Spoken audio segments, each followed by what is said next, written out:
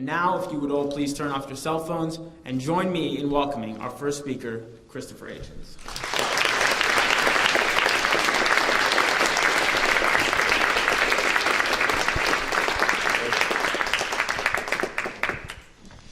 Thank you for that very generous introduction.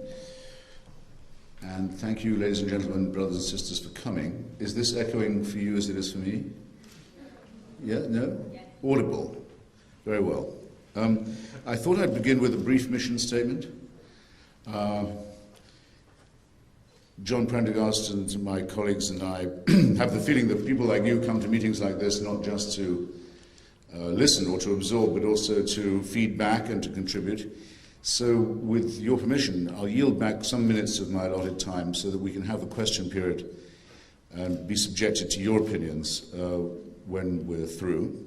That's the first thing. The second is I'm incredibly relieved to be followed by John Prendergast, who knows a great deal more about this subject than I do, and who I think it can fairly be said of him, he'll be introduced, I'm sure, on his own, that without his efforts, the question of Darfur might have completely disappeared from the headlines and the political agenda. I can speak for myself, having been taken by him to Uganda to investigate the crimes and atrocities of the Lord's Resistance Army, one of the most vicious organizations on the planet, that he has the full knowledge not just about how to think about genocide and its consequences, but also some very important suggestions about what to do about it, which frees me, in the time I've left for myself, to confine my remarks essentially to how to think about it linguistically, how to define, how to confront this appalling problem. You don't often get, I'm invited to debates all the time. It's very seldom that I'm asked to take the anti-genocide position in a debate, and then told, and then Mr. whoever it might be, or Madame whoever it may be, will be taking the pro-genocide one. You don't somehow, if you'll forgive any flippancy on this question, which you probably shouldn't, you don't, so to speak, you don't get that lucky. What you get with genocide is what Harold Abrams says in Chariots of Fire about anti-Semitism. You catch it on the edge of the remark. You catch it in the fugitive remark, the euphemism, the shamefaced denial. But you catch it in the end, and it's worth training yourself to look out for the symptoms, I think. Today's the 1st of April. In a couple of weeks, the Armenian population of this city, and many others, I hope supported by you, will be commemorating the terrible day in 1915 when the Ottoman Turkish authorities gave in effect a general order for the mass destruction of the Christian Armenian population of the Ottoman Empire. And they don't just have to remember this terrible event. There are a few of them left now who do physically remember it. I used to speak every year in Times Square in mid-April with a row of old ladies and old men in the front of the audience who were survivors. They've all died now. And they all died not just in the knowledge of what had happened to their families and their friends and their communities, and the extirpation not just of them physically, but the destruction of their churches, the destruction of their libraries, the renaming of their towns, the attempt to erase them from the map, the production of new atlases in Turkey that failed to show there was ever an Armenian province, the cultural erasure. They didn't just die in the knowledge of that. They died in the knowledge that it was still said that it had never happened to them. This, I think, is the crowning insult, and the one that above all cries out for justice. Not even an admission that it had happened. But if you go into the matter with Turkish parliamentarians, as I have, this month they will again protest that the US Congress, that the Swedish Parliament, others have affirmed the Armenian mass killing as genocide. There will again be threats from Turkey. They'll cut off relations with all countries that even dare to name it as such. Every parliament in the world discusses it, not the Turkish one. Flat, stone-faced denial. But go into it a bit further, and you'll suddenly hear them say, well, the Armenians were taking the Russian side in the First World War. They were a subversive minority within our borders. They didn't follow our religion. So you say to them, so I see. So you're saying it never happened, but it would have been very justifiable if it did happen. And you catch them, and you realize, and they see it in your face, and you see it in theirs. Oh yes, I shouldn't have put it quite like that.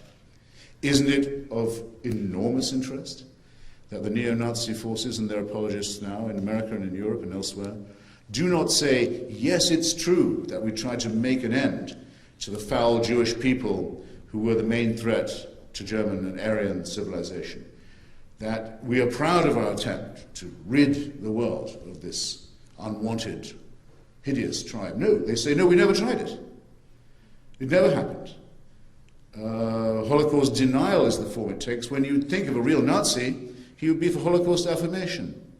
So always look to the language. You'll find it in there. You'll find concealed in this the filthy traces and footsteps of the foulest of all crimes, the attempt to destroy not just the nationality and the physical being of a people, but its culture, its history, and all traces of its pre-existence.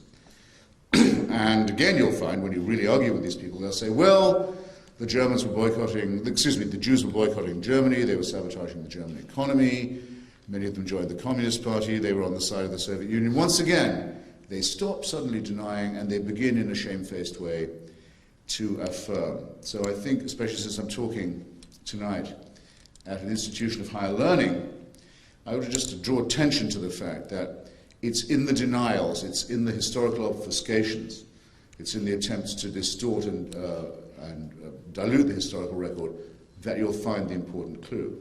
Now that's easy to say, isn't it, when we're talking about Ottoman Turkish mass murderers or brown and black-shirted Nazis and fascists. But in fact, there is an evasion in our own language when we talk about this, and it's quite recent. And it's happened in a democratic society with an open press. And it's happened in your memory, in your lifetime, even if you don't particularly care to notice it.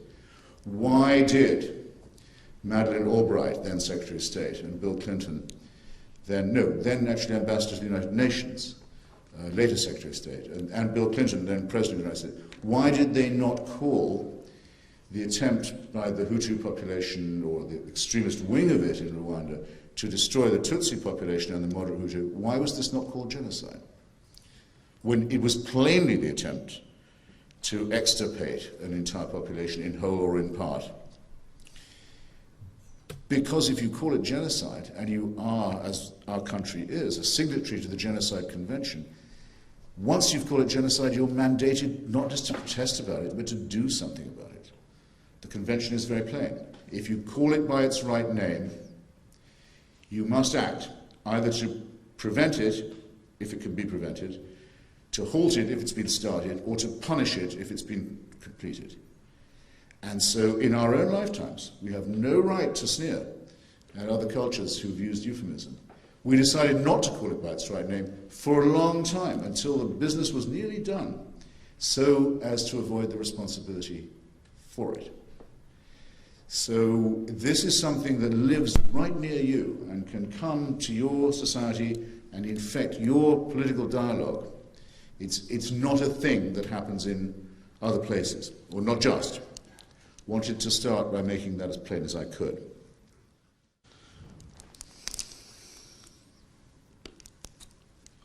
I should add, and I'm partly going to leave this to John, but I remember very well going to see Colin Powell when he was Secretary of State under the last administration, and him finally agreeing, after being pressed for nearly 2 years, to call what was happening in Darfur genocide, and for the same reason, the same reluctance, the same reason.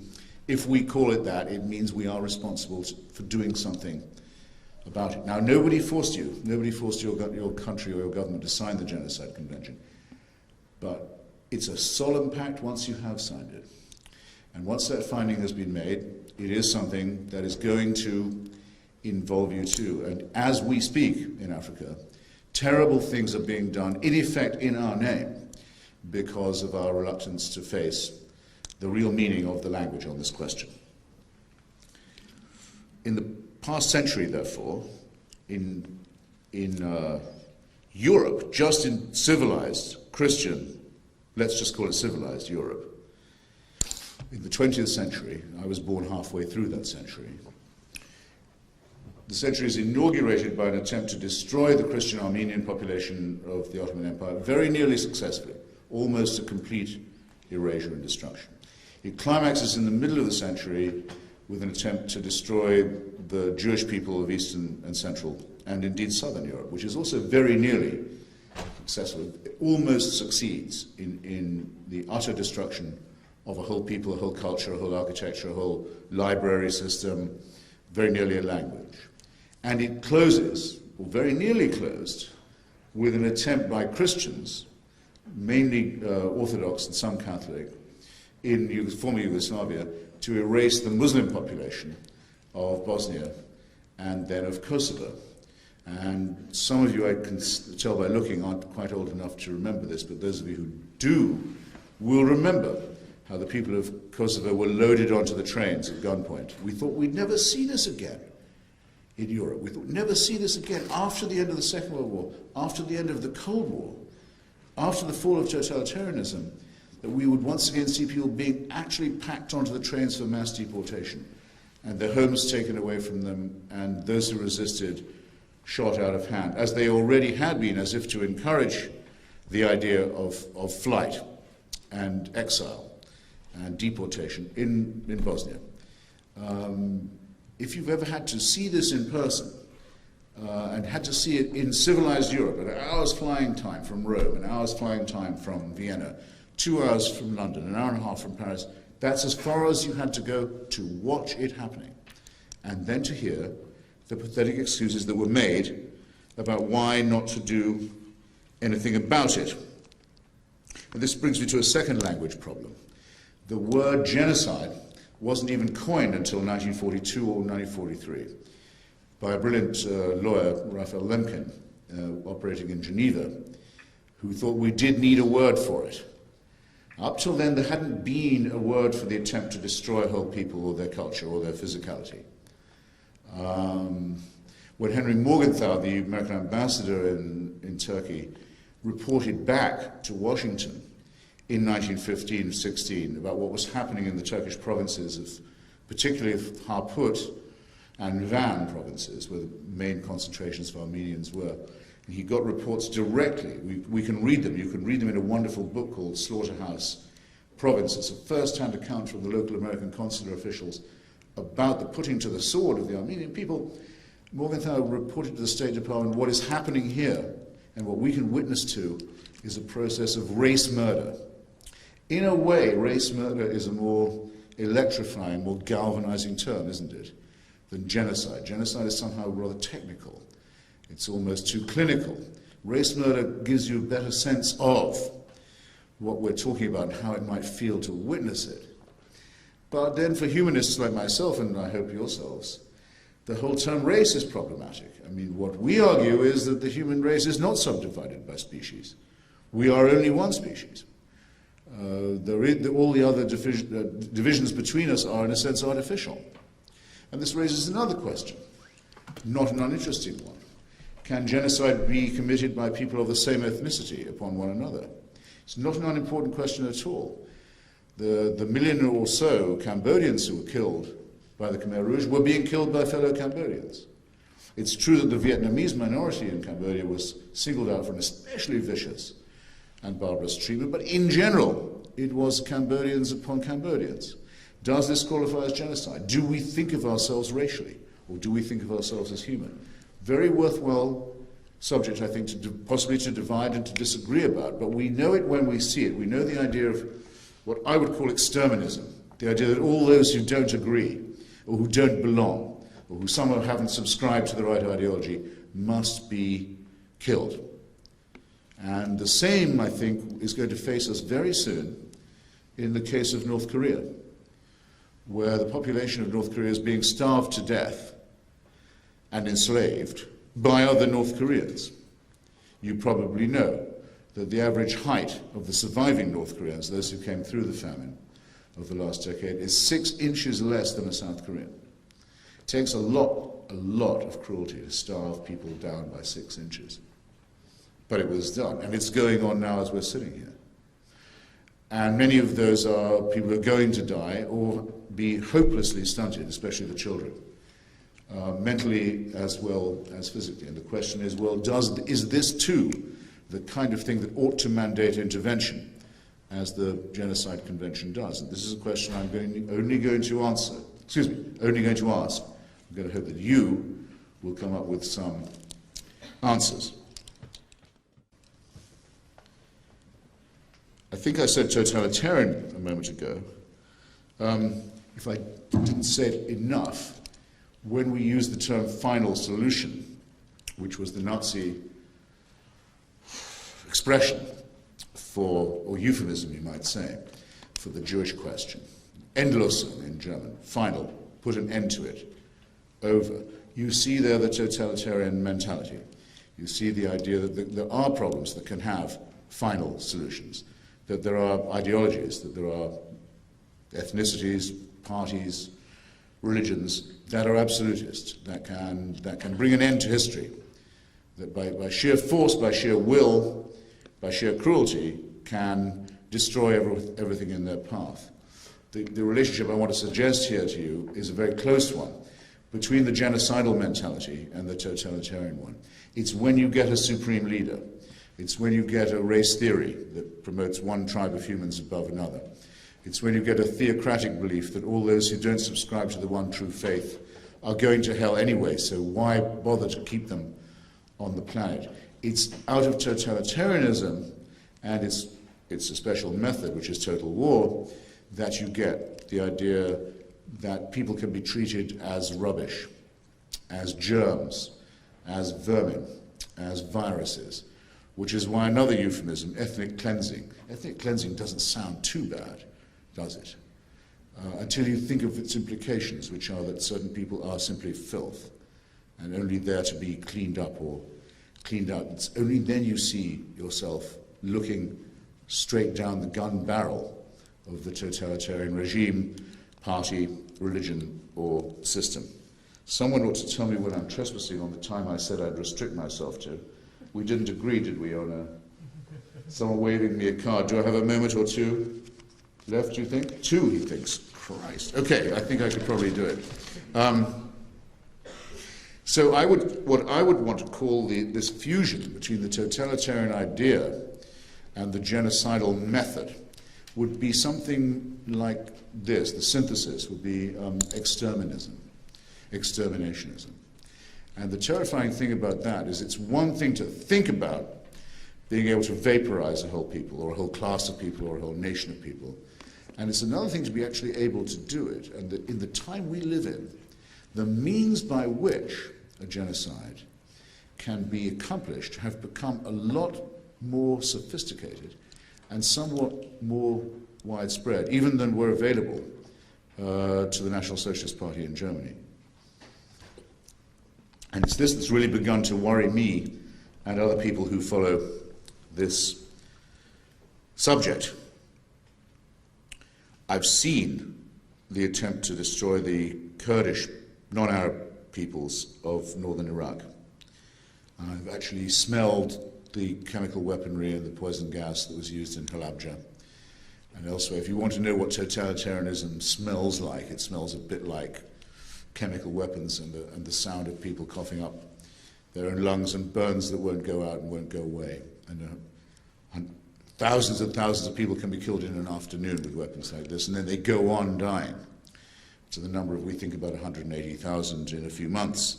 A really serious attempt in front of our very eyes to make away with a whole group of people. I saw the same happening in Bosnia, in Europe in my own lifetime. I've seen North Korea, the most grotesque totalitarian state that exists. And I've also seen something important that I think must be mentioned. When this happens to the Kurds, when it happens to the Armenians, when it happens to the Bosnians, it isn't just happening to them. If we watch it in silence, if we watch it with complicity, if we allow it to happen, we are all endangering ourselves. The ideologies that do that to them are ideologies that in the end will do that to us too, that express the real intention to subjugate the human race or to intimidate it by force. In fact, in the most celebrated example of genocide of which we know, that of Nazi Germany. It became very plain in the end that Adolf Hitler also wanted the German people to be destroyed if they couldn't carry out the great task of cleansing Europe of Slavs, of Poles, of Gypsies, under the organizing, regnant principle, the racist principle of anti-Semitism. They didn't deserve to live either. He would bring on destruction so there wasn't one brick piled upon another in the whole of Germany too. So it's a duty of solidarity that we owe. It's not a matter of compassion.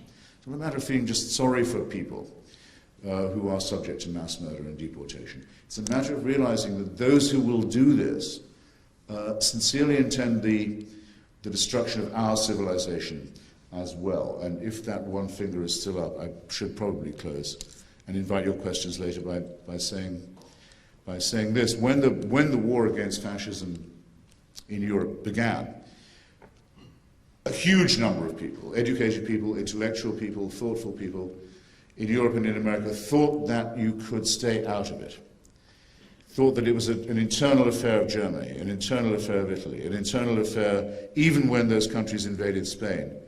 It was still something that could be contained, that could be ignored, something beyond the seas, something that happened, as the British government said about Czechoslovakia when it was invaded by Hitler, to a faraway country of which we know nothing. And everybody knows the price that had to be paid by civilization for ignoring and postponing that reckoning. And it's a price we continue to pay. So our civilization has actually never recovered from that horrible moment. And at that point, Ernest Hemingway wrote a wonderful novel about Spain. And it's called, as you probably know, For Whom the Bell Tolls. And it's from a great sermon by the English poet John Donne, who says, no man is an island, apart from himself, never sent to know for whom the bell tolls, because it tolls for thee. I leave you with that thought, and I'm very grateful for your attention. Thank you.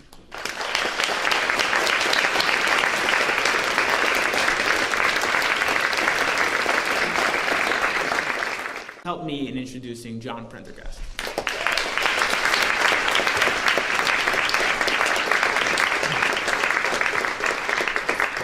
Thank you, Lee, and thanks as well, Christopher, for your thought-provoking remarks. I must say that without any hesitation that my week with you in Uganda was one of the most fascinating and indeed destabilizing, in a positive way, weeks in my entire life.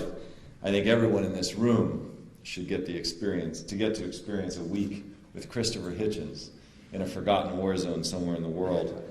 We should award door prizes, in fact, a week, a weekend, even a night with Christopher Hitchens at Dojo or one of the other bars around the area.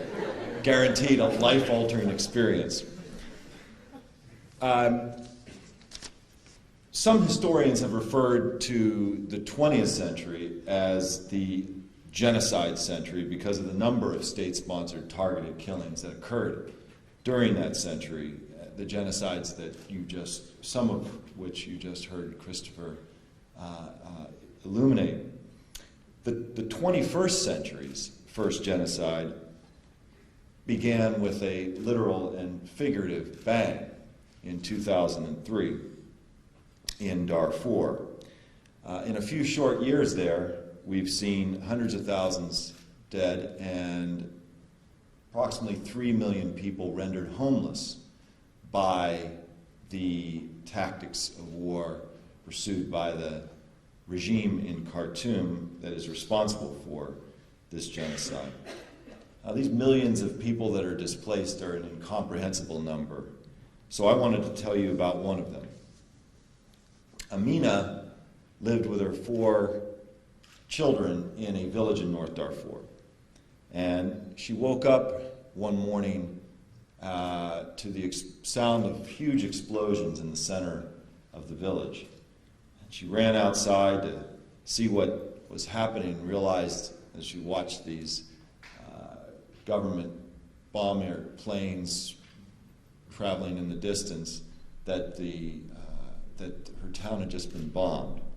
And amidst the confusion and all of the screaming, she could make out an even more terrifying sound in the distance. What she could hear was the sound of horses, lots of horses, which meant only one thing 21st century Darfur, the Janjaweed were on their way, the dreaded militia of Darfur. She collected her 4 children, ran back in the house, gathered what she could, and the kids and her began to run for their lives. They were aiming for a group of hills, maybe 500-600 yards outside of the periphery of the village. But soon she was overtaken. They were overtaken by one of the Janjaweed horsemen. Amina grabbed one child in her left arm, one child in her right arm, and then leaned over the other 2, as she told me, and hoping in some way that she could protect her kids from whatever fate was about to befall them by the hands of this militiaman. But he reached down and he grabbed her 5-year-old son, Adam, out of her right arm, and before she could react, he flung little Adam into one of the buildings that was on fire. And Amina had to choose at that moment whether to run into the building to try to save her boy or to continue to run with her other 3 children. She chose the latter option in a horrifying Sophie's choice. And she could hear little Adam screaming, "Mother, Mother, save me," in the distance, but she had to keep running. They made it about 200 yards, by her estimation, outside of the village when another Janjaweed militiaman rode up in front of them. And this one, as she had repeated the effort to try to protect her children, this one reached down and pulled her 7-year-old, a little boy named Assam, pulled him out of her grasp and shot him 3 times in front of her eyes. Numb and overcome, Amina kept running, somehow finding the strength to pull and push and prod her 2 surviving children along with her.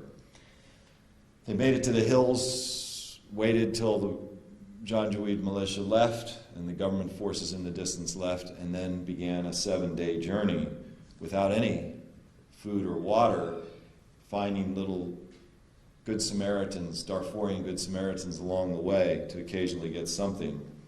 And they finally made it to the relative sanctuary of the Chad-Sudan border. That's where I found her. She was sitting underneath a tree, which was basically her home at that moment in time as she waited for a number to be able to register for residency in one of the United Nations refugee camps. So we spent the afternoon talking about her life and about what she aspired to once in the camp and potentially then in the future if peace were to return to Darfur. And at the end, when it was time to leave, she suddenly stood very straight and looked at me with very fiery eyes and said, now that you know, you must do something. So Amina, I think, is very right. All of us in this room know something has happened and is happening in the sands of the Sahara, halfway around the world, in Western Sudan. And we hear echoes of many of the places that Christopher talked about in the stories of Amina and others like her who have survived or not the genocide in Darfur. But before we figure out what we can do in responding to Amina's entreaty, is we have to understand why this particular genocide is happening or has happened, depending on your perspective, and then ascertain what we can do. For the half century that Sudan has been an independent country, it has been a deeply troubled one. The former colonizers, Egypt and Britain, turned over a country that was deeply divided and profoundly unequal at the time of its independence in 1956. So for these last 5 decades, a small group at the center of the country has controlled everything and has used overwhelming force to destroy any opposition to those unequal political and economic relationships. Many of you know, preceding the Darfur genocide, there was a much deadlier war in southern Sudan, in which estimated 2.25 million people perished. Darfur is just the latest symptom of Sudan's diseased state. Now, to fight the rebellion in Darfur, this small-scale rebellion that had erupted in early 2003, the government decided to commit genocide, which is a unique crime, as Christopher talked about, in which the perpetrator intends, there has to be an intention, intends to destroy, in whole or in part, a particular group of people based solely on their identity. And in this case, in the case of Darfur, the government of Sudan initially targeted for elimination 3 groups: the Fur, the Zagawa, and the Masalit. We should know their names just like we know the Tutsi and many of the others that have been referenced tonight. To accomplish that task, the government has armed, and not very differently from other genocidal regimes, has armed and organized the militia, which we talked about in the story, Amina's story, the Janjaweed. The Janjaweed, for reference sake, are like Darfur's Ku Klux Klan. Like the KKK, they represent a very small, virulent minority opinion within the community in Darfur. But they have the guns, courtesy of the government of Sudan. Imagine if the KKK had been given arms at the turn of last century in Mississippi and Alabama and turned loose, and huge support from the U.S. military. What would have happened? How would our history have been different? And these militias, backed by the Sudanese government, went about their work with very deadly efficiency. Over 1,500 villages like Amina's have been razed, burned to the ground. And just 2 months ago, another offensive was undertaken. It had become very fashionable for journalists and politicians and analysts to say, what's wrong with the Darfur movement? They keep crying about what's happening in Darfur. It all happened a few years ago.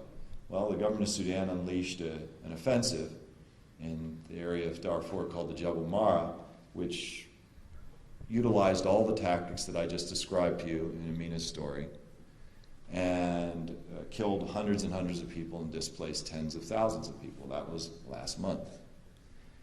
The government uses and supports these militias, and these militias undertake rape as a strategy of war and social control. Last time I checked in the Genocide Convention, rape as a war strategy qualifies as a genocidal war tactic. Now, this is not just divide and conquer. This is divide and destroy. And the reason why the government is doing this, and there's always a reason. I would love to have Christopher come back up and we can talk about the political and economic rationale in each one of these cases. It's usually not just wild bloodletting like one would have believed if you'd listened to the Clinton administration talk about Rwanda early in the genocide there. No, it was a state-sponsored attempt to exterminate a particular group of people in order to maintain power by any means necessary. That's what we have again today in Sudan. And there are different phases and different faces of genocide. Just because there's not gas chambers or machetes or barbed wire doesn't mean genocide is not occurring. Read the convention and then study the tactics that are being undertaken on the ground. And it defies a soundbite. Complicated issues when one group is trying to destroy another group and the world is watching. They have to utilize all kinds of different methods in order to accomplish their objectives. So with this kind of human suffering, why hasn't the world intervened? Why hasn't the world stopped this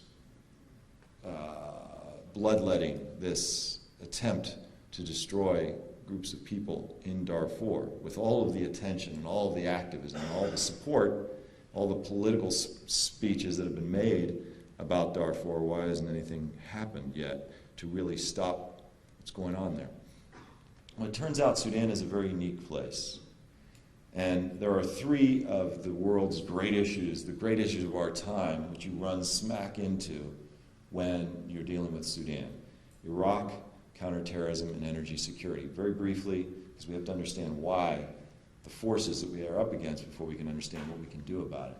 Iraq is very obvious. The war in Darfur erupted roughly at the same time the U.S. intervened in Iraq, invaded Iraq, and of course, most of the energy and attention and political capital was expended during those years, subsequent years, on the primary international crisis that was unfolding there in Iraq. And Sudan got lots of good lip service, lots of speeches, but very little action in the form of meaningful political or much less military engagement. Secondly, counterterrorism. How does counterterrorism and the war against terror relate to what is happening in the middle of the Sahara Desert? Well, it turns out Sudan hosted Osama bin Laden for 6 years during the 1990s. And Al-Qaeda incubated its commercial infrastructure, in part, in Sudan. And the relationships that the Sudanese government built and maintained with Al-Qaeda meant that the Sudanese government officials, particularly the intelligence officials and security officials, have a great deal of knowledge about the way, the inner workings of the Al-Qaeda international's network. And so when, flash forward to September 11 and its aftermath, when the United States invaded Afghanistan and then began to make noises about doing the same in other countries that were involved in supporting in some way, shape, or form or relationships with international terrorism, the Sudanese got very nervous, partly because of some of the comments that were made by some U.S. officials. And they turned and began to provide, drip, drip, drip, began to provide little pieces of information about what they knew about the networks and the front companies and all the rest of the aliases that various operatives of Al-Qaeda were using. This is very valuable to the United States. Boom, conundrum.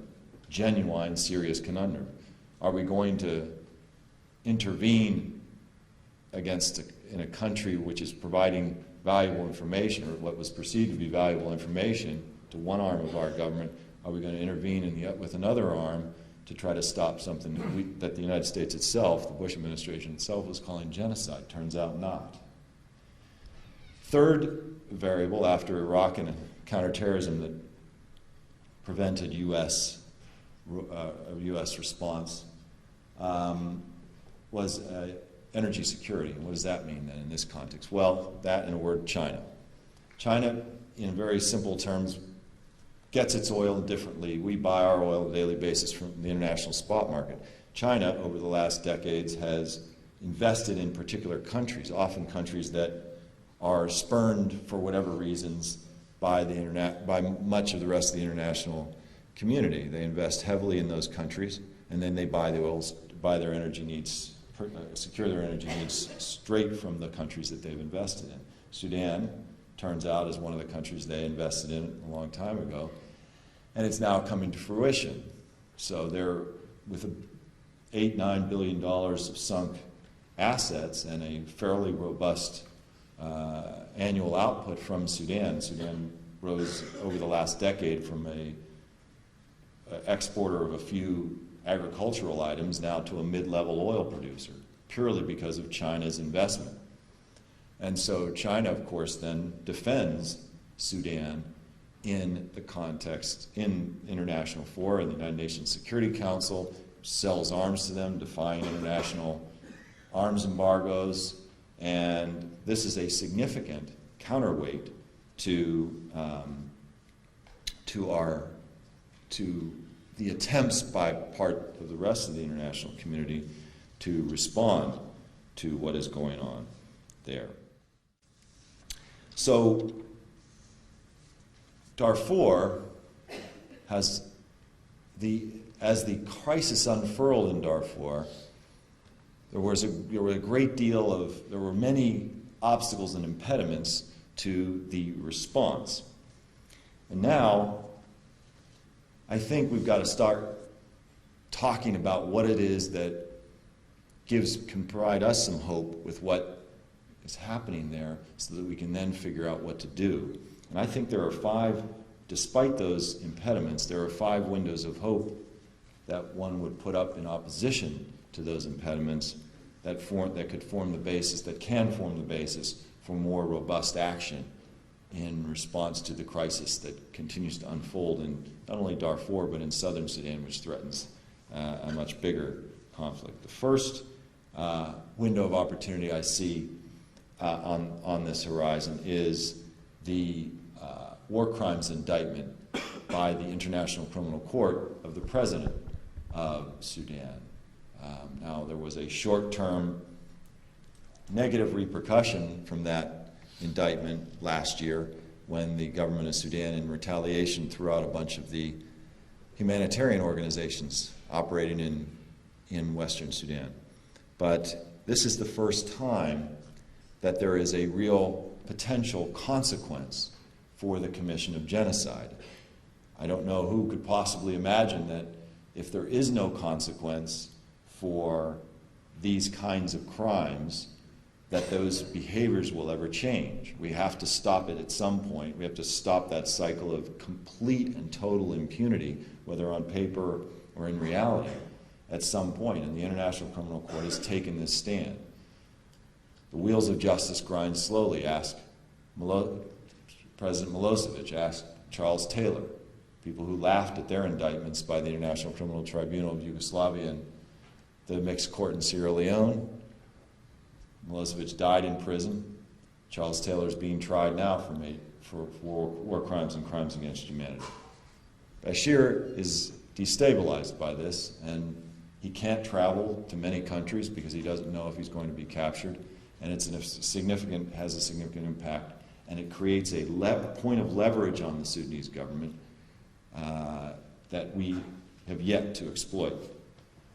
Second window of opportunity concerns China.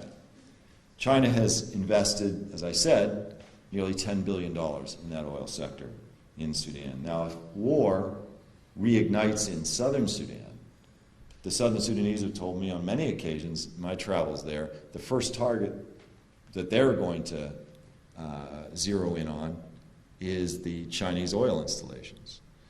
And China has now a vested interest in peace and stability in Sudan. This is an incredibly important opportunity that the Obama administration needs to make use of. We need to work with the Chinese on a much deeper level in support of peace and security in Sudan. We may have different reasons why we want it, but we ought to be cooperating diplomatically, good cop, bad cop, however it works, and join forces in the support for an end to the crisis in Sudan. The third window of opportunity is the elections that are going to be held potentially in the next couple of weeks in Sudan. Elections cause all kinds of opportunities for shifting alliances, even as the opposition boycotts, the northern opposition boycotts the election. All kinds of activity is going on at the state and local level as people challenge the system. It's a slippery slope. Bashir has begun to descend in his quest for legitimacy, fighting off that International Criminal Court indictment, fighting off the sanctions that the United States has placed on him, wanting to be accepted internationally. He wants this election so badly, he's actually allowing, even though at the national level it's not free and not fair and it will not be a credible election, he's already won it. At the local level, there are many chances and many opportunities to challenge the regime. This is the beginning. This gives people some confidence, creates alliances. It's another window of opportunity if we look under the surface and see where these alliances are building and ally ourselves with those progressive forces for change within Sudan. Because Sudan isn't going to be solved by outsiders. The Sudanese themselves are going to be the ones that do it, and we can help. The fourth window of opportunity remains, even a year and a half or a year and a quarter into its term, the Obama administration. Still, Sudanese all over the country believe that based on the past record of the president when he was a senator, based on the past record of the vice president when he was a senator, based on the past record of the Secretary of State when she was a senator, based on the past record of the United States ambassador to the United Nations when she was in the think tank community during the 8 years of the Bush administration, that based on those four people having four of the senior most positions in our national security apparatus, and having been so aggressively supportive of real action in Darfur and real action in southern Sudan, that maybe we'll get somewhere. So sea legs having been gotten now, potentially in the aftermath of the health care bill, slowly but surely, we may see Obama come into his own as a foreign policy president. It took President Clinton a long time. Christopher talked about 1994. You could continue after that. There were gaffe after gaffe, mistake after mistake, until Clinton, over time, through those mistakes, through all those, through all that inaction, began to find his voice and his approach to foreign policy. I believe the same will be potentially true of President Obama. So we hope, but in the meantime we criticize and we go after this because they aren't doing anything, and they need to do much more. In fact, the special envoy that he named is a counterproductive force often, Scott Gratian. And so we spend a lot of our time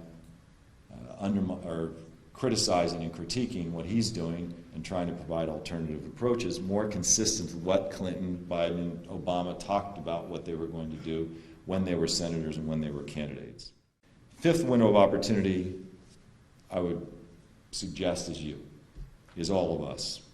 For the first time since the word genocide was invented by Raphael Lemkin, as Christopher mentioned, we are seeing, and we have seen, the formation of a mass movement of people willing to stand up against the genocide while it was and continues to happen. And I think this is the game changer that Sudan needs so desperately. I think if we look collectively, groups like this all over the United States, meeting in churches, meeting in synagogues, meeting here in schools, meeting in town halls, community centers, together we have the chance to do something that has never been done before, which is to potentially create some kind of political cost, some kind of political price for politicians who don't take a meaningful stand against these kinds of human rights crimes while they're happening. So let's talk for just a minute about what a meaningful stand by a politician, by a diplomat, by a government official, by President Obama, by the United States Congress. What would that mean right now? Well, I think what's needed more than anything else in Sudan is actually very simple and very cheap. And we've actually done it before in Sudan. More than anything else, I think the country needs from us, the United States, leading an international effort, what I would call a peace surge that gets at the root causes of war, this cycle of conflict that has occurred since independence that we talked about at the beginning, and the root causes of why genocide would be perpetrated in the context of that war, and back that peace surge up with real consequences for the commission of further crimes.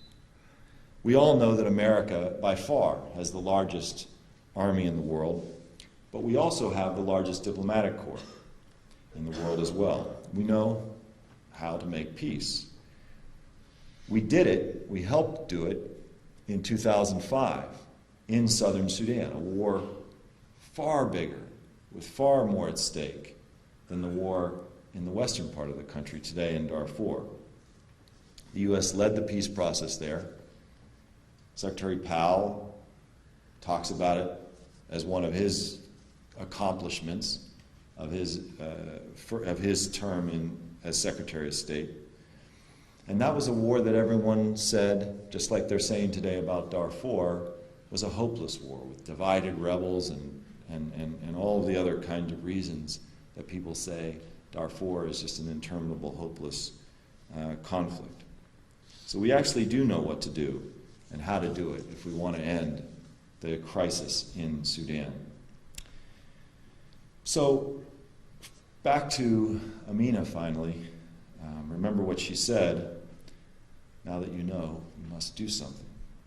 And that's something I think means raising our voices. I can tell you from my own experience, having worked in the White House and the State Department, the United Nations, and in Congress, that when voters like us in this room begin to raise our voices in unison, in a clear way, with certainty about our objective, attention will be paid. And the incredible thing in the 21st century is that we can raise our voices and fight genocide right from our laptops and right from our living rooms.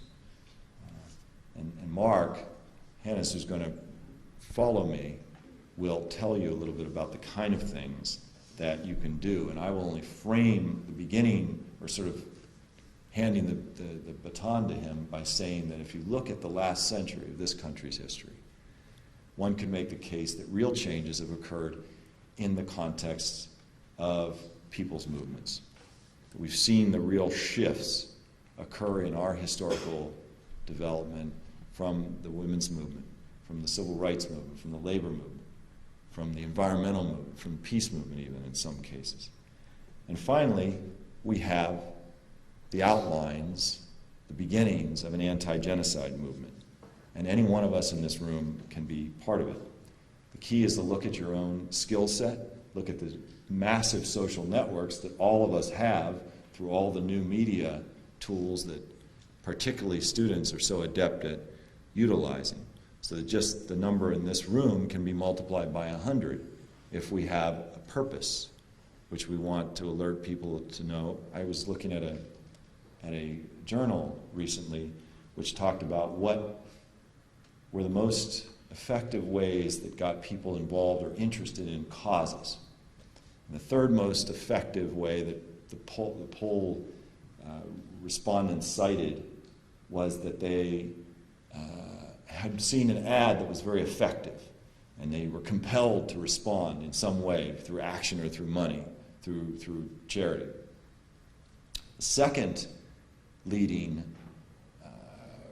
response by people who were involved in causes was that they saw some celebrity got involved in a particular issue, and they decided, once they learned about the issue, that they wanted to help too. But by far and away, the number one reason why people got involved in causes, according to this fairly extensive study, was because a friend or family member asked them to.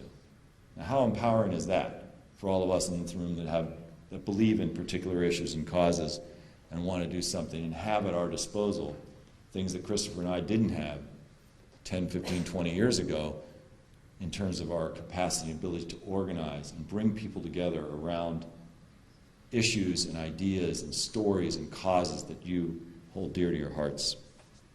The truth is, and I think Mark will make this case much stronger than I will, it really only takes 10 or 15 minutes a week to become a card-carrying member of this anti-genocide movement.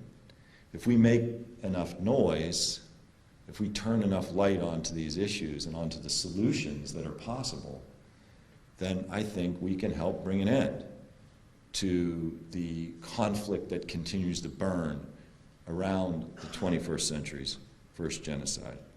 We must raise our voices for Amina and for all of the survivors of the genocide in Sudan and in other genocides previous century, and tell them as loudly as we can, not on our watch. Thank you very much. All right. I'm going to try to speak here. Can you all hear me? Yes. All right. Well, thanks, Gil, Lenore, David, and everyone else for giving up an evening to talk about genocide. Unlike Christopher or John, I've put Red Bulls under your seats, so you guys, we're up. Anyway, so I want to focus on how we can all take action in response to Sudan and help prevent future genocides. Before that, I'll briefly talk about why I'm speaking after the esteemed Christopher and John. 4 of my grandparents were Holocaust survivors. My mother's mother was 8 years old and was an orphan when the Nazis took over Austria.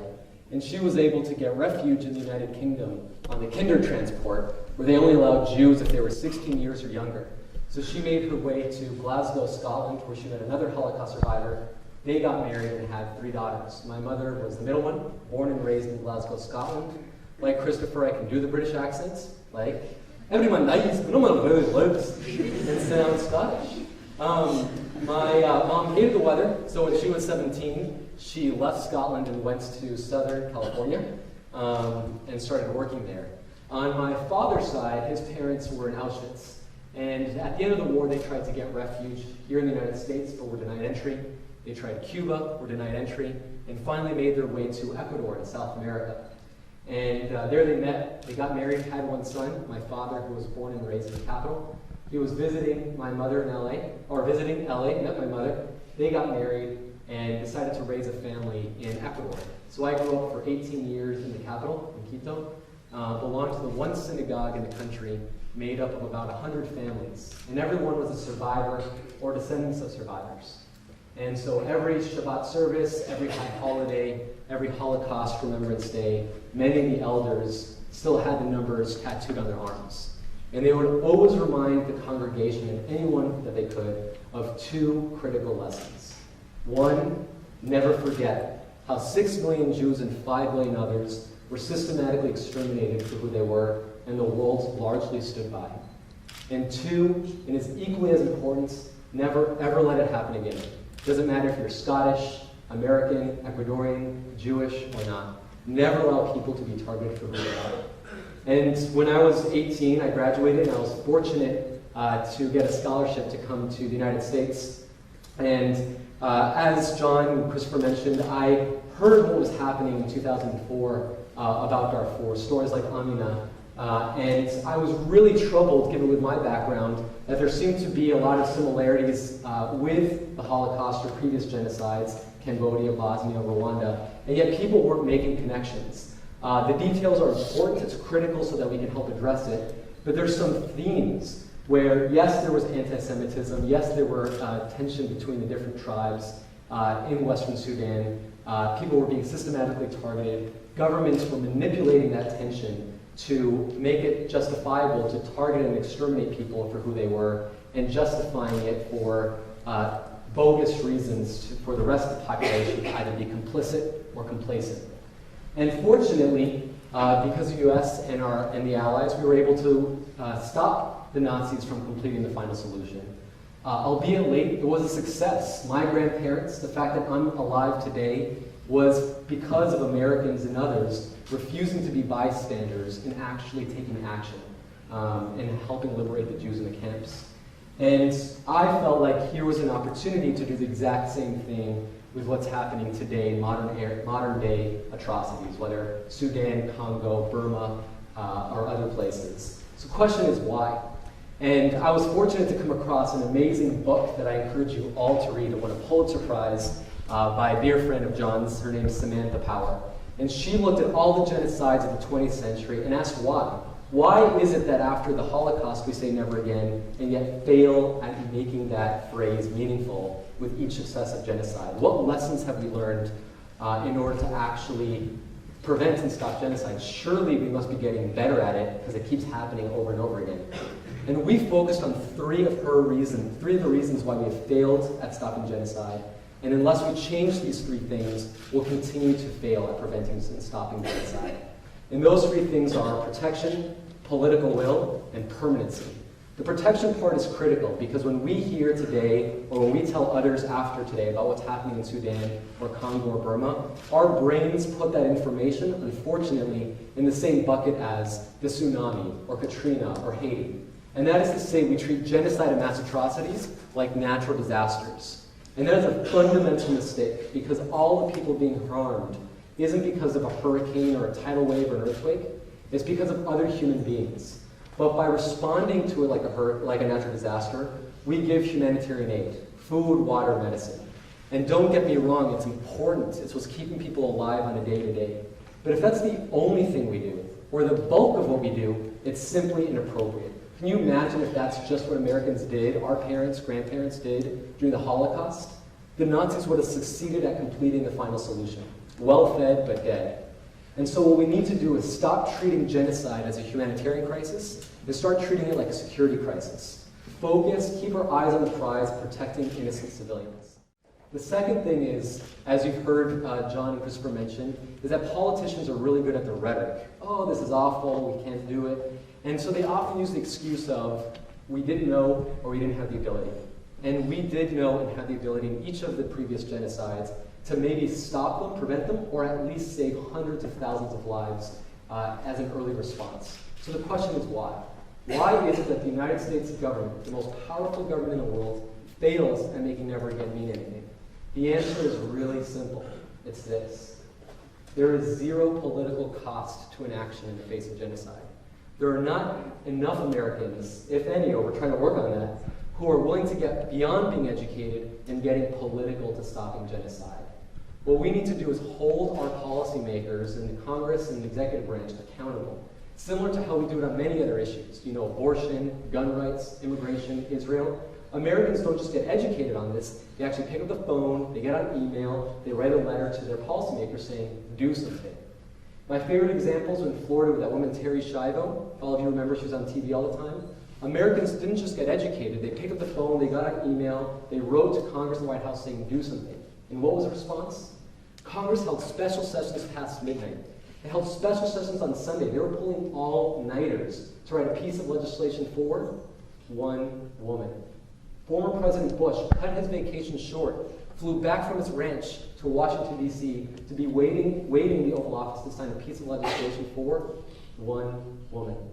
But in Sudan, Congo, Burma, where hundreds of thousands of people have their lives at risk, Congress and the White House talk the talk and don't match it with action that's needed. Why?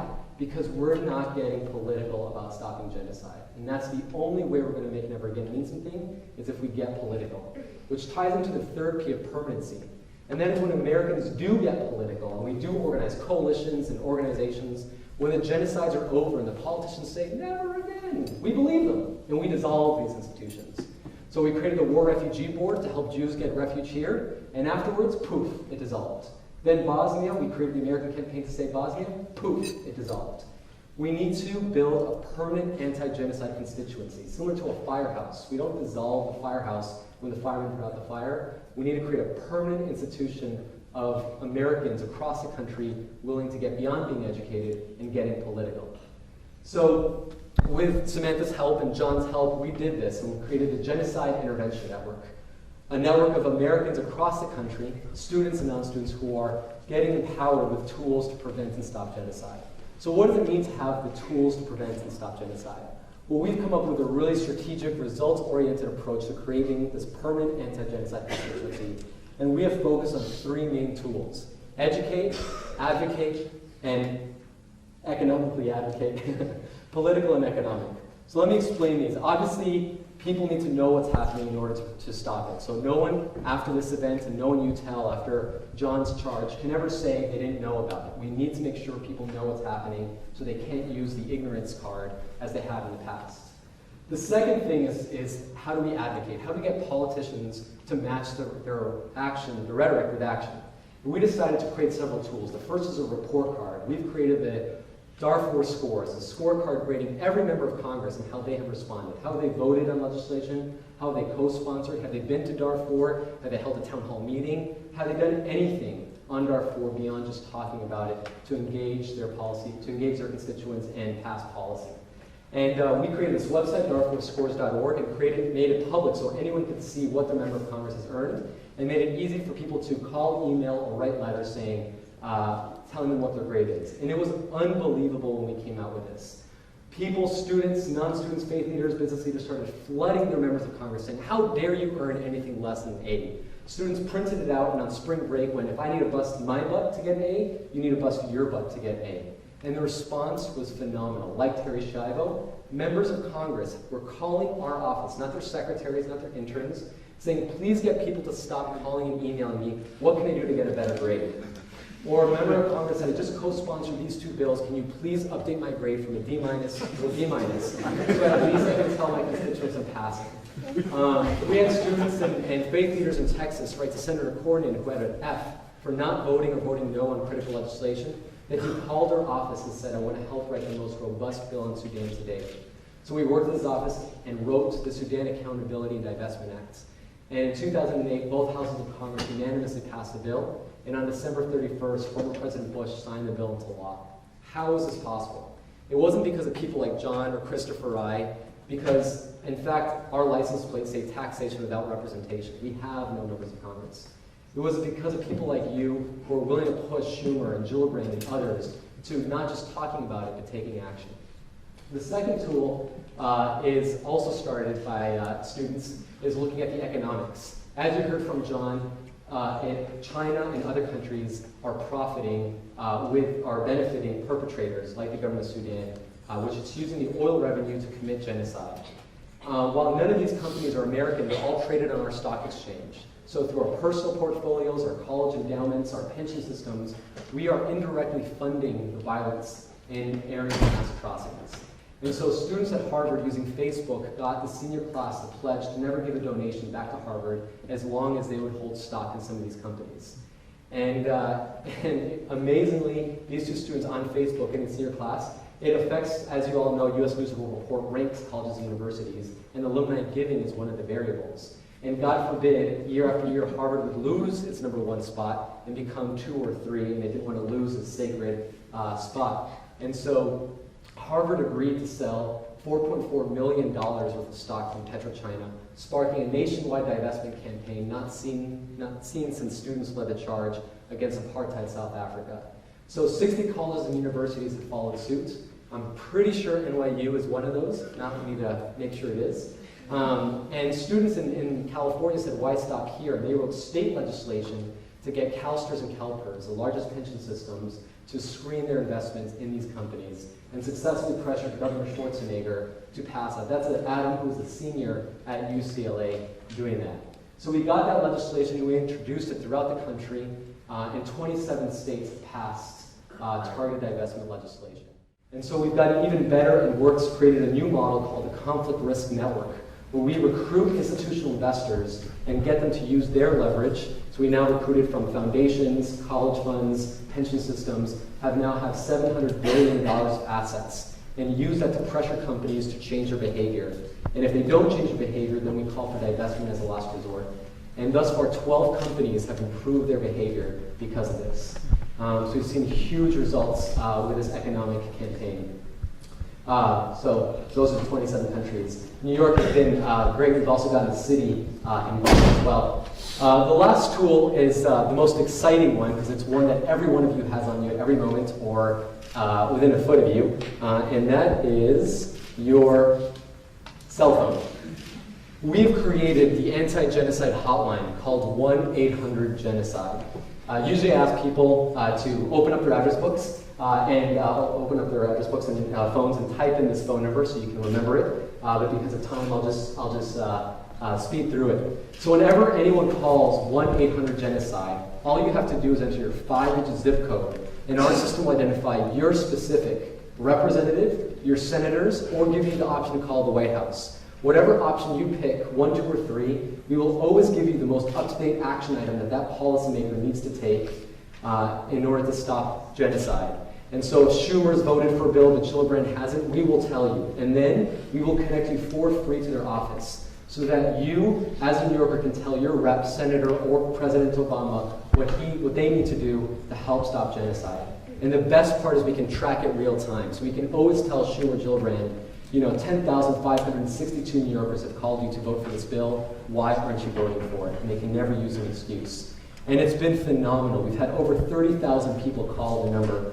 And literally, members of Congress have called me into their office saying, please, please, please, get people to stop calling. What more can I do? Most recently, we did a campaign with the Enough Project, Saved Our Four, when the National Security Council was meeting, and the Deputy Secretary of State was in that meeting. And we had 1-800-GENOCIDE go to the State Departments to make sure that they were going to include the main points John has mentioned to help stop the atrocities. And after 75 calls, the Deputy Secretary of State called saying, we got the message, please stop calling. So it doesn't take much to get policymakers to hear the message. Moving forward, it's not just about these ad hoc approaches. So we're looking at 8 areas in the world where there's mass atrocities. But what we need to do is get ahead of the curve. Madeleine Albright and William Cohen were commissioned by the Holocaust Museum to look at very clear ways our government can get better ahead at preventing atrocities. So if you hear Jews being called vermin in the Holocaust or Tutsis being called cockroaches in Rwanda, why wait for the atrocities to begin in order to engage?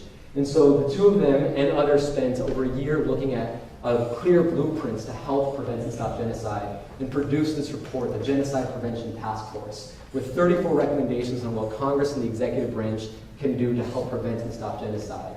And we're fortunate because later next week we're going to have a bill introduced in the Senate, likely by Senators Russ Feingold and John McCain.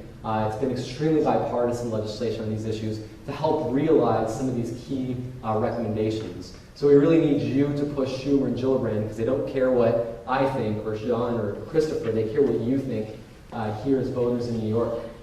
So what we're all trying to say was John's fifth part is that here we have an exciting opportunity to, instead of being bystanders to genocide, actually becoming upstanders to genocide. You don't need to have a PhD, you don't need to have Oprah Winfrey or Warren Buffett on your speed dial.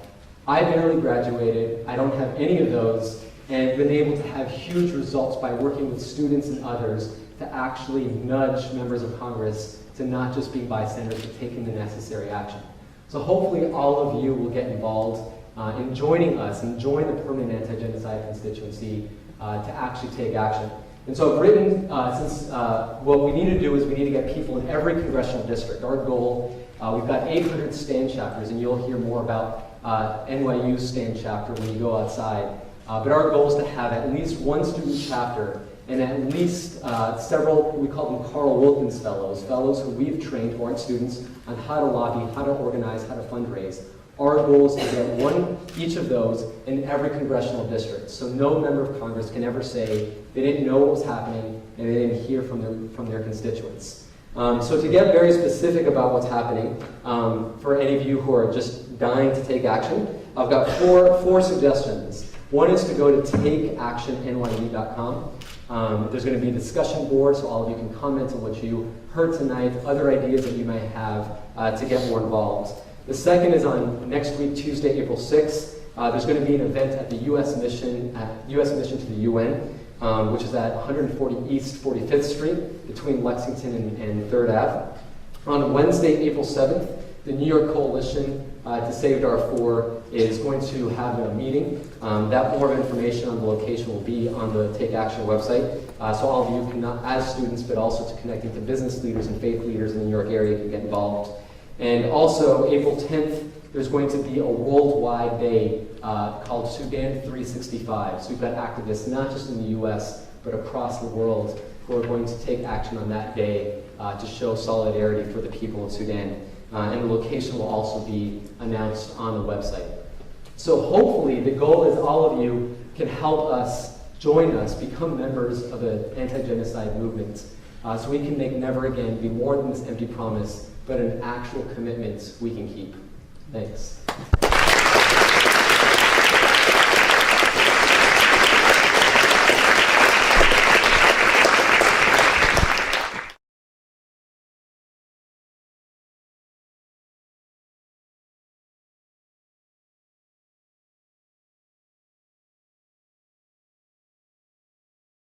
All right, I've got a question. Regarding the sort of action you can take against genocide, how do you not take a reactive sort of, like, how can you take action without being reactive? Like, what signs do you have to look for in order to I guess catch it before it happens? Preemptive. Yes. Am I wired? Mm-hmm. Yeah, I wanted to say a word about this before I decide I would reserve it for now, I suppose. Not that I prompted you for this question. You promised I didn't plant you. It worries me very much to think about, because I talked about the intersection of totalitarian regime and exterminationist tactics. It disturbs me very much to think that something that's been a nightmare since I was a kid, an apocalyptic government getting hold of an apocalyptic weapon, is in our immediate future, perhaps twice. One with the Iranian supreme leader theocracy, and the other with the North Korean dear leader theocracy. Both of these are imminent. In the North Korean case, it's already happened. They do have possession of weapons of mass destruction. And this was allowed just to happen with us watching as passive spectators. Concerns me very much. Even if they only want these weapons for intimidation purposes, for strategic ambiguity, for blackmail, which is actually my suspicion, it nonetheless means that by acquiring them, they've negated international law, especially with Iran. They signed solemn undertakings with the UN, with the European Union, with the International Atomic Energy Authority, with a number of other negotiating partners, swearing that they weren't using their nuclear facilities for weapons purposes. If that turns out to have been a lie, which I think it has done, it means international law has been totally negated. And it means, furthermore, that from then on, we have to make nice to this regime. We have to be polite to it. We have to say, okay, now we live partly in your world. And I find that thought completely unbearable. So I think it should have been said already. It actually has been said by the UN, by the EU, by the IAEA, and by every candidate for the presidency of this country. Under no circumstances will the Iranian theocracy acquire thermonuclear weapons, or nuclear weapons, as we would exact. But that turns out to have been an empty thing to have said. So you can file it with so many other pointless remarks made about Rwanda, about Serbia, about Kurdistan, until finally we only did the right thing when there was absolutely nothing else we could do. Why don't we just go right down the road and we'll go that way next time. But you had 3 Ps. I'll throw 4 Ps at you. There's a framework for preemptive, preventive policy making. Those are not the 3 Ps I was going to do. Policy, process, personnel, and political will. You got to get the policy right. In other words, you got to seed the existing national security strategy and all the other elements of the infrastructure of our foreign policy deliberation, the basis of our foreign policy deliberation, with statements and pronouncements, at least in words, and then have to be, of course, followed by deed through the other 3 Ps, saying that preventing genocide, preventing human rights crimes, large-scale human rights crimes, is in the national interest of the United States. And we're seeing that. We saw that beginning in the last couple of years of the Bush administration. We're seeing it intensify during this administration. And then process, creating putting people in place, creating the positions and the processes within the United States government to continuously look at these questions, the warning signs of human rights, warning signs and humanitarian warning signs, to maximize prevention opportunities. So you have to have those processes in place, meeting on a regular basis in the context of interagency working groups, just as you do on individual countries like Iran or North Korea. And I worked in the National Security Council and realized that policy can be driven or not by virtue of how you organize internally government strategy. And so the processes are important. Then there is personnel. I mean, you can have all the wonderful policy in the world and set up these fantastic processes, but if you name someone who doesn't get it, or someone who's not willing to be an upstander in the context of their position, then you're up the creek without the proverbial paddle. And Sudan is the perfect example. We have policy is right now, roughly, as stated publicly by the President, by the Secretary of State and others, but the personnel, the envoy that Obama chose in the form of his 2-star general, Scott Gratian, has gone off the rails, which undermines the ability of the United States to take effective action. So policy, process, personnel, and then political will, all the things Mark just talked about. Unless there is the civil society component, unless there is the popular demand, at least congressional district by congressional district, like you said very effectively, in which small groups of people magnify their voices through the new opportunities for organizing through social media, through the new media and other ways we can do it. and have an impact, as we saw in this, the last few minutes, there has to be that ongoing effort, the permanent constituency instead of the ad hoc. So if you have those elements together, which are not unreasonable advances on current practice, I think we would be in a much better position, case by case, to be able to respond. But Mr. P, if you don't mind, your P's are slightly soft P's. Excellent P's, to be sure. So, the P's I'm referring to are the ones that are actually in the Genocide Convention, which say prevention or punishment. If you feel it coming or you see it coming, you're mandated. If you're a signatory, you're mandated to take action to prevent it. And if you can't get there in time, or if you're slow on the uptake or the draw, you have to punish it. Prevention and punishment, these are the things. Now, we have two totalitarian regimes led by maniacal ideologies, which in several cases actually have exterminationist elements to them.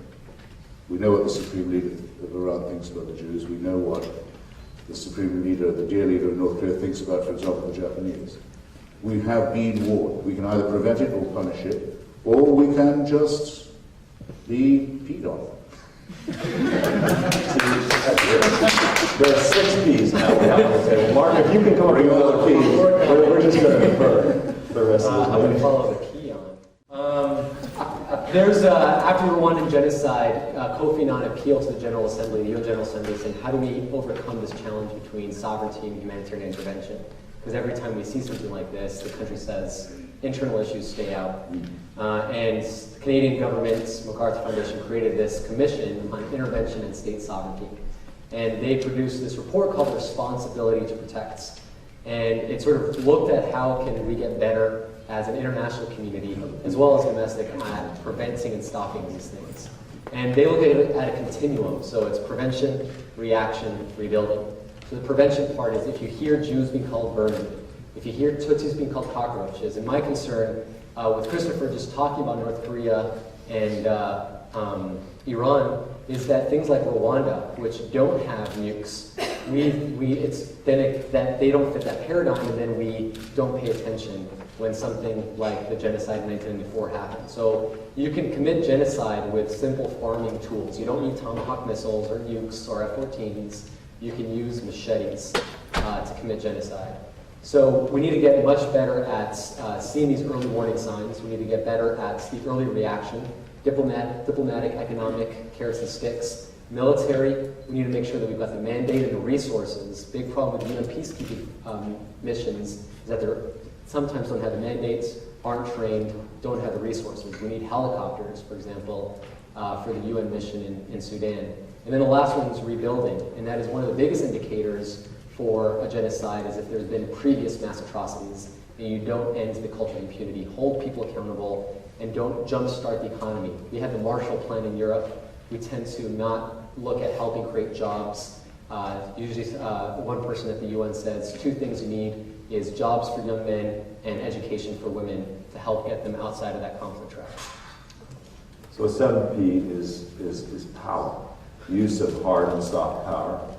You know, the worst atrocity, diplomatic atrocity I hear on a daily basis in Washington from every person I talk to in the White House and in Congress is the United States no longer has any leverage in the world. That's a gross underestimate of the United States, this most powerful nation in the world's continuing ability when we wield the tools that we have and for purposes that we really want to accomplish.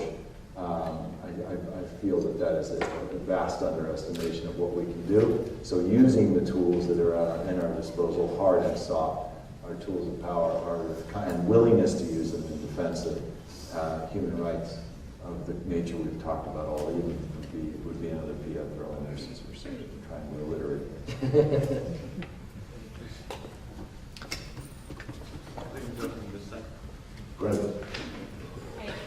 My question is more about after genocide has happened, specifically kind of talking with examples from Rwanda, kind of aimed at John Pendergast, right? what do you think the role of communal courts in Darfur could be? I was kind of surprised that you didn't list that as one of the things that could be focused on as a response. And how do you think, in general, like thinking on a macro level, something like the Genocide Intervention Network could work after genocide has happened to help repatriate and make amends? Well, you heard from what I was saying in the talk, I don't believe the genocide has ended in Darfur. It was just Right. being undertaken by the mean. So the applicability of the post-genocide environment in Rwanda, where victors' justice in the context of local communal courts, which is really one of the only ways they could undertake such a massive justice-seeking and reconciliation-seeking effort. We're not there yet in Darfur. However, in the context of the peace process now, introducing elements involving post-conflict judicial mechanisms, state, local, and international, is crucial if we're going to have a sustainable peace in Darfur.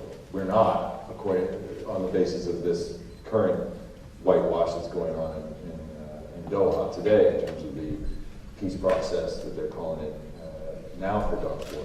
But if a serious peace process were to follow in the footsteps of the failure that we're going to see unfold over the next few months, it would involve a comprehensive approach to the issues that have spawned the conflict, which then spawned the genocide, one of which is the cycle of impunity that needs to be addressed at multiple levels, including how the communities can be involved in their own way, using their traditions, not Rwandan traditions, how those kinds of approaches can be maximized and supported locally, at the state level, and internationally.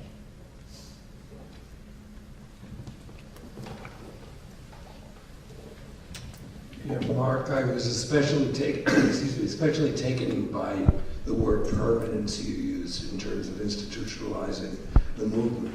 Obviously, to a certain degree, that's mobilizing people to be permanent with it and also getting a fluid enough labor force to help you along at various times of the way.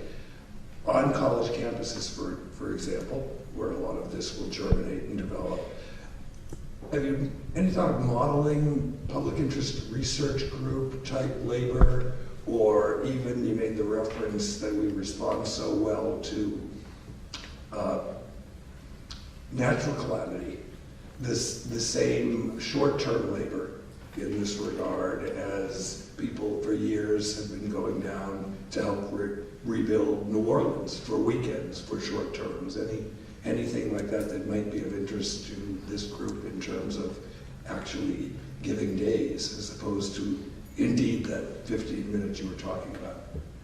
Yeah, that's a great question. So we've studied a lot of how other groups mobilize on their issues. So we've met and researched the NRA, Rubon, Sierra Club, APAC, Focus on the Family, looking at what are the best practices that they use to mobilize citizens to pressure their policymakers. And so we've created, with students coming out of Georgetown and GW, created the Students Anti-Genocide Coalition Stand. So there's tiers of engagements where you can give 15 minutes a week, or you can become a chapter leader. You can get involved in our student board, so it's by and for students. They come up with the programs, they just need to stay within budget and the law.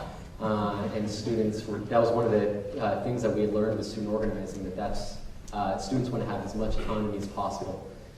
So we do multiple things throughout the year. We've got campaigns, like some of the events I mentioned, that people can give days. As you're hearing, it's weird, but April is a month that every major genocide is commemorated. The Holocaust, Cambodia, Armenia, Sudan, all have many days that you can take action to commemorate. Take action. Sorry? In the wasteland, T.S. Eliot begins by saying April is the cruelest month. Why is it beyond his ears? So there's that. We also team up with Enough and Save Our Ford and hold a national conference in the fall. So we had 1,000 people come in November. We're going to do it as often as people want to come to DC, train them on how a bill becomes a law, how to organize, how to fundraise, how to write op-eds. And then we do that the first 2 days. They hear from experts talking about the areas of mass atrocities. And then the third day, we set up appointments for them to go on Capitol Hill and lobby their members of Congress. And in fact, between March 29th and April 9th, we've got all these days, we've got